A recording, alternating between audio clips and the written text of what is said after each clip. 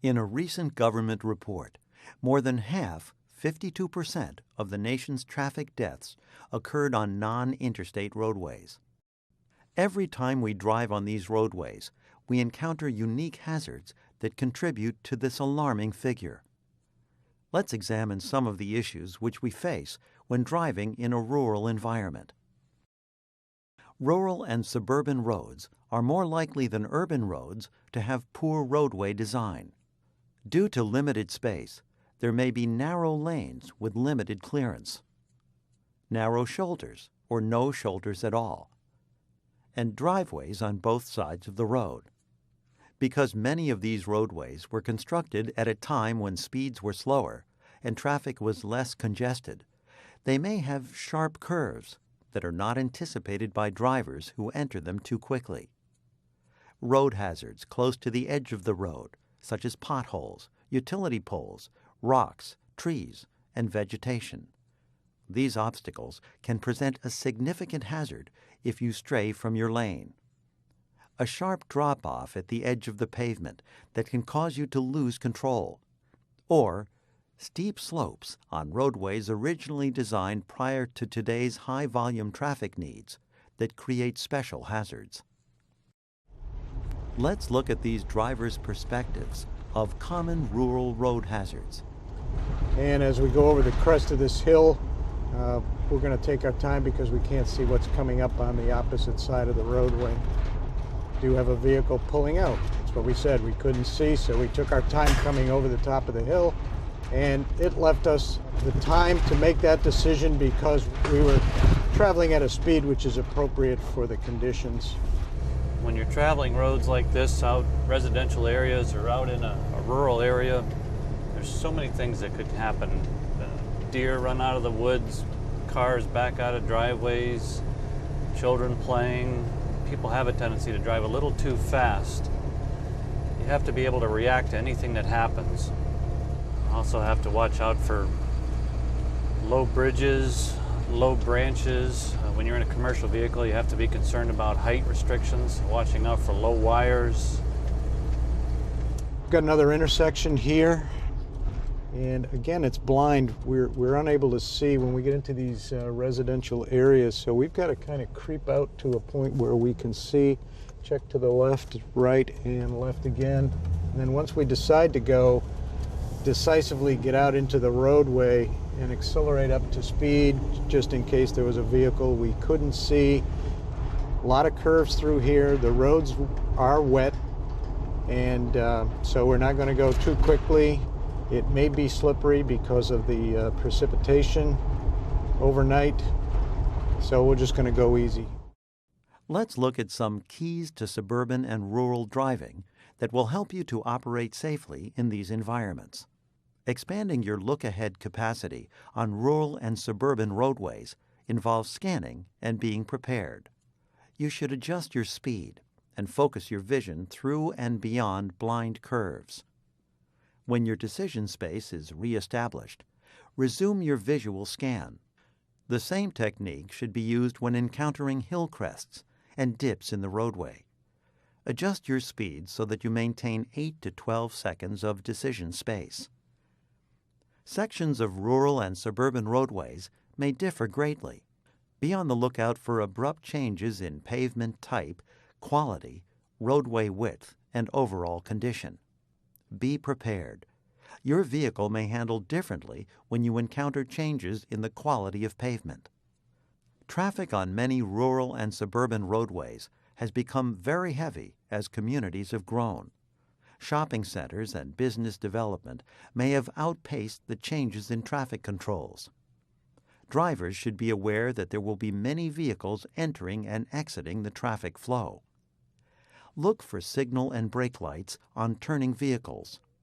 Remember, vehicles could emerge from parking lots and driveways on your right or left. Intersections in suburban and rural areas may not be controlled by traffic signals. Drivers should always yield to the vehicle on their right or to any other driver when that driver may be unaware of the traffic situation. Let's look at some key points in sizing up the whole scene while driving in suburban and rural areas. Watch for abrupt changes in lane width. As new businesses or shopping areas are built, the roadway is often widened to accommodate the additional traffic, and then may quickly merge into a single lane, creating a traffic squeeze. Be prepared to yield to others on your right who may not have anticipated the merge and need to change lanes at the last minute. Construction vehicles in these areas may be a sign that work personnel or flagmen are in the roadway. Adjust your speed to the traffic and roadway conditions around you. If you're unable to see into your decision space, reduce your speed. Children, pedestrians, and cyclists are always a concern in suburban areas, particularly in residential neighborhoods. Using your mirrors is critical to driving safely in a suburban environment. The traffic scene around you can change quickly. Check your mirrors every 5 to 8 seconds, as well as before and after each turn or change in direction. Weather plays an important factor in suburban and rural driving. Because there is less traffic in these areas, driving during darkness, rain, or snow, hazards such as downed tree limbs or snow accumulation may not be addressed quickly. Plan to reduce your speed so that you can avoid these potential hazards. Look for road signs indicating the presence of wildlife. Animals may travel in groups and appear suddenly. In wildlife areas, it's critical to continually scan and adjust your driving to avoid potential conflicts. Depending on the area, additional hazards might include farm equipment, schools, golf courses, or other unexpected suburban and rural activities. Sizing up the whole scene while driving in rural and suburban environments requires you to continually search for these roadway situations and to be prepared for them.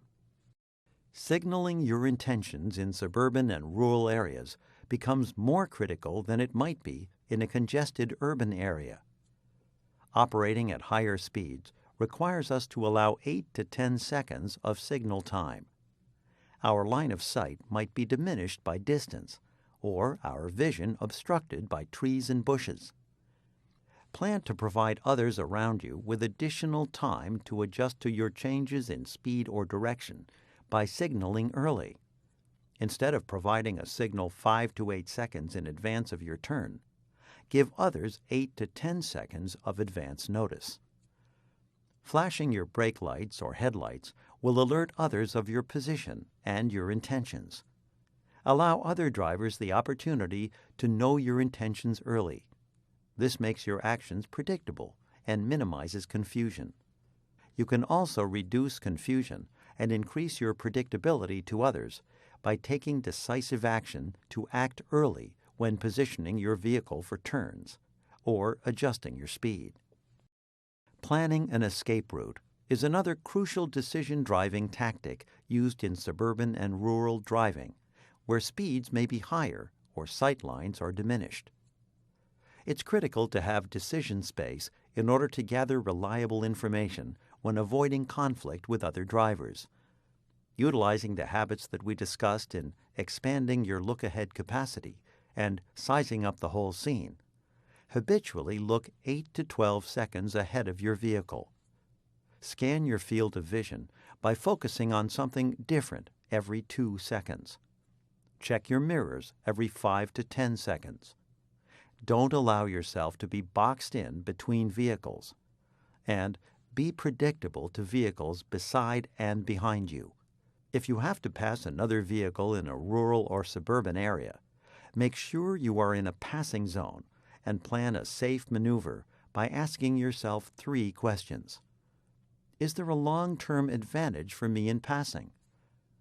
Consider if passing gives you a significant gain in either time or safety. Do I have the power to pass quickly and safely? Factor in performance variables, such as the power of your vehicle and the load you are carrying.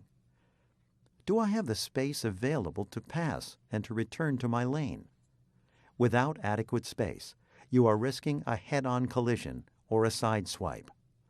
If the answer to any one of these questions is no, the decision driver will decide not to pass. If you answer yes to all of these questions and you decide to pass, make sure your speed is 10 to 15 miles per hour or 16 to 24 kilometers per hour faster than that of the vehicle you wish to pass. Signal to alert the driver in front of you, as well as those behind and approaching you, that you're planning to pass. Quickly complete the pass and make sure that you can see the front of the vehicle you are passing in your mirror. Then return to your lane. Use the wedge when stopping behind another vehicle. You should stop so that you can see where the rear tires of the vehicle in front of you contact the pavement. This wedge gives you enough space to maneuver around the vehicle if it stalls and maintains the decision space when you start out. If the vehicle in front starts to roll back, you'll have time and space to alert the driver in front that they are rolling. Keep in mind that maintaining the wedge will give you the ability to move out of danger if another vehicle threatens your personal safety.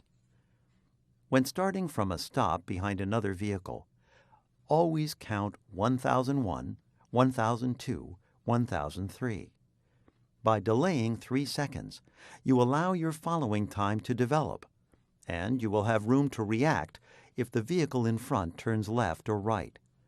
This time also allows you to verify that any cross traffic is holding or does not present a hazard.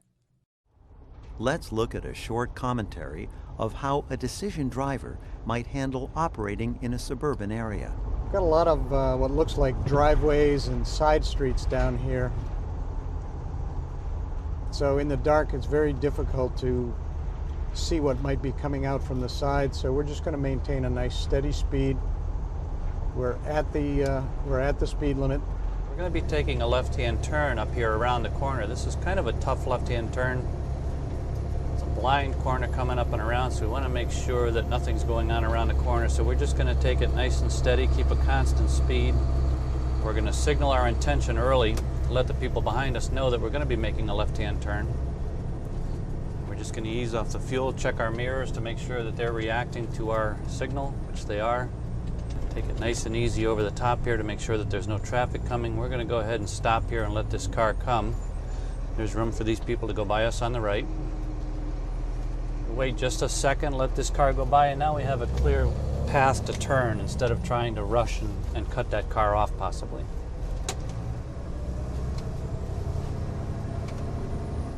This light is green. Probably just turned green again because we saw the traffic backed up there. So we're just going to ease through it and maintain space. A lot of parked vehicles down through here, which means they could be coming out in front of us. We got one with the lights on and the wheels turned out into traffic. So I gave him a little tap of the horn just to let him know we were coming. He was looking in his mirror. He did see us and he pulled out behind us. So that was a good exchange of information. Scanning through these intersections, we got a car coming out on the right who looks like he's going to go, and he does. Again, plenty of time to do that. Congratulations! You have completed the suburban and rural driving portion of decision driving tactics. Using these decision driving tactics will help you to arrive safely at your destination.